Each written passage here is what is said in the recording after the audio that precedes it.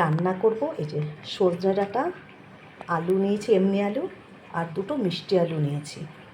এটা দিয়ে একটু সর্ষে দিয়ে রান্না করব। সজনে ডাঁটা দিয়ে, আলু দিয়ে, মিষ্টি আলু দিয়ে সর্ষে দিয়ে করলে খুব ভালো লাগে খেতে। এটা এখন রান্না করব। ডাঁটা চচ্চড়ি করার জন্য আমি কড়াই বসিয়ে দিয়েছি। এর মধ্যে এখন আমি তেল দিয়ে দেবো।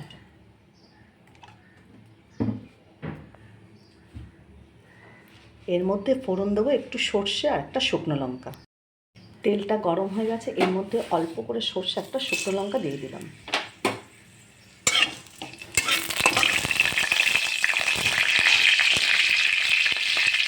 ফোড়নটা একটু ভাজা ভাজা হলে ডাঁটাগুলোর মধ্যে দিয়ে দেবো। ডাঁটা আলু একসাথে দিয়ে দেবো। ফোড়নটা ভাজা ভাজা হয়ে গেছে, এই যে এখন আমি এই ডাঁটাগুলো দিয়ে দেবো। আলুগুলো আমি সরু সরু করে কেটেছি, একসাথে দিয়ে দিচ্ছি আলু আর ডাঁটা।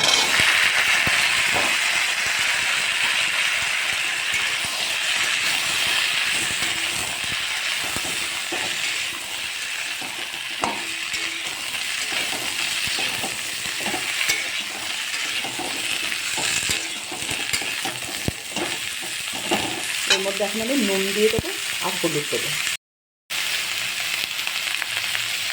এর মধ্যে আমি কিছুটা নুন দিয়ে দিলাম। আর হলুদ কিন্তু আমি খুব বেশি হলুদ দেবো না।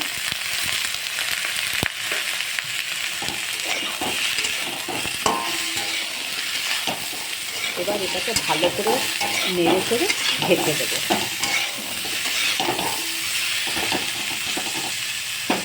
এখন আমি এটাকে ঢেকে দিলাম।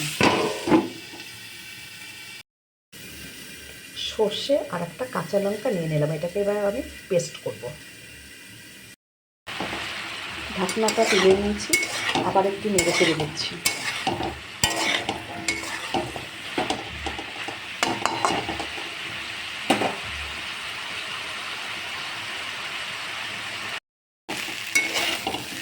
ডাঁটাগুলো ভালোভাবে ভাজা ভাজা হয়ে গেছে, এই যে আলুও ভালো ভাজা হয়ে গেছে। এর মধ্যে এখন আমি কিছুটা জল দেবো, তবে সিদ্ধটা একটু ভালো হবে।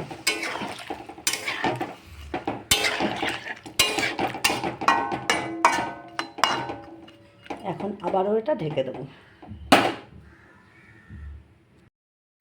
ডাঁটা আলু সব সিদ্ধ হয়ে গেছে, এখন আমি সর্ষেটা কিন্তু ঢেলে দিলাম। এই যে সর্ষেটা দিয়ে আমি কিন্তু বেশিক্ষণ রাখবো না, এবার একটু ঢেকে দেবো, একটু পরেই নামিয়ে দেবো।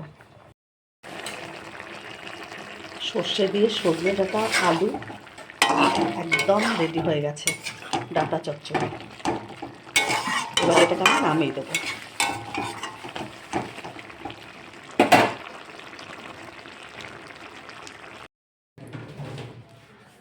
সর্ষে দিয়ে ডাঁটা আর আলু দিয়ে চচ্চড়ি আমার একদম রেডি। এই দেখো।